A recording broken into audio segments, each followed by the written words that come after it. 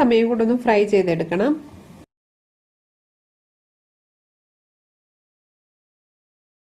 എണ്ണ ചൂടായിട്ട് വരുമ്പോഴേക്കും നമ്മൾ കട്ട് ചെയ്ത് വെച്ചിരിക്കുന്ന സവാള ചേർക്കാം. ഇഞ്ചിയും വെളുത്തുള്ളിയും കൂടെ ഇതിന്റെ കൂടെ ചേർത്ത് കൊടുക്കാം. നന്നായിട്ട് ഇതൊന്ന് വഴറ്റിയെടുക്കാം.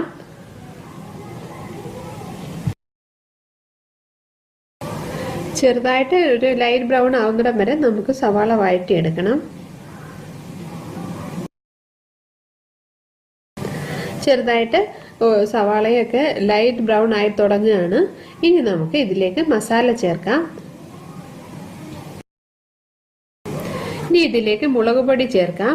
1/2 സ്പൂൺ മുളക് പൊടിയാണ് ചേർത്തിരിക്കുന്നത്. മുളക് പൊടി എരിവിനനുസരിച്ച് കൂട്ടിയും കുറച്ചും നമുക്ക് ചേർക്കാം. ഇതിലേക്ക് 1/4 സ്പൂൺ മഞ്ഞൾപ്പൊടിയും കൂടെ ചേർത്തിരിക്കുകയാണ്.